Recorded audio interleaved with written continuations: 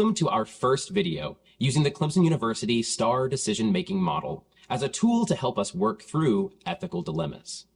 To recap, an ethical dilemma is a situation where there doesn't seem to be a clear right or wrong. And because of that, no matter what we do, there are going to be trade-offs. Trade-offs are the potentially positive and negative consequences of acting in the face of an ethical dilemma. In order to make an ethical decision, we'll want to ensure that there are as few negative consequences as possible and maximize the positive outcomes of our decision for all those affected by the situation. To do this, we can use the Clemson University STAR decision-making model to help us decide what to do in an ethical dilemma. The STAR model has 4 steps: stop, test, act, and reflect. In this video, we'll focus on using the first step, stop. Sometimes, one of the hardest parts of working through an ethical dilemma is understanding the situation in the first place.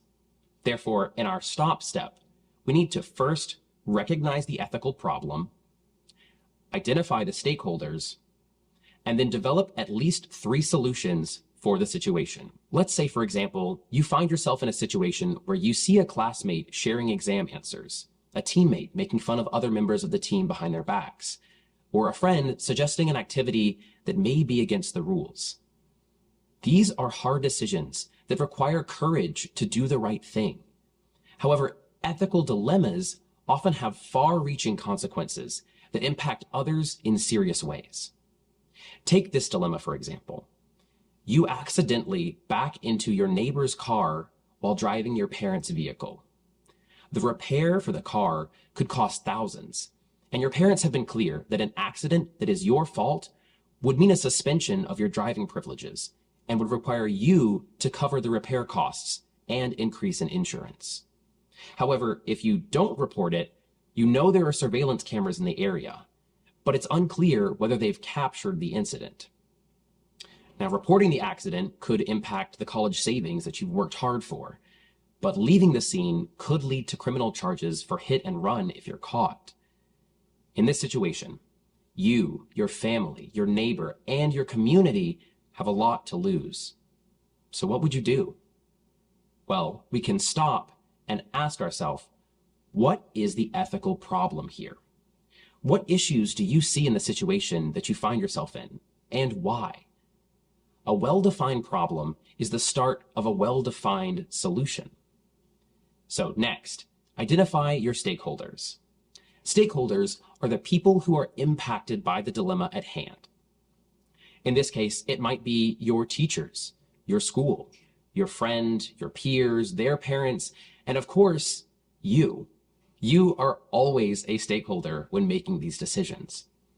So keep these people and groups in mind when you're working through the last portion of this step.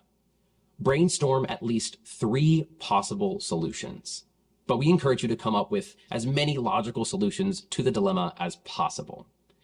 Consider the different actions you could take and create an exhaustive list. What are all the straightforward and creative ways you could try to resolve this issue? Maybe you would talk to a coach or a mentor, consult a friend, or take a different approach. It's important to note that at this stage, no solution is a bad solution. Our goal is to think creatively about what decision we could make to positively impact our situation for our stakeholders. And this will probably be a long list, but once you have your list of solutions, identify what seems like your 3 to 5 most promising solutions. And with these in mind, you're ready to weigh your solutions and you're one step closer to deciding which is the most ethical. We'll talk about how to do this in our next video, the test step. Thanks for watching.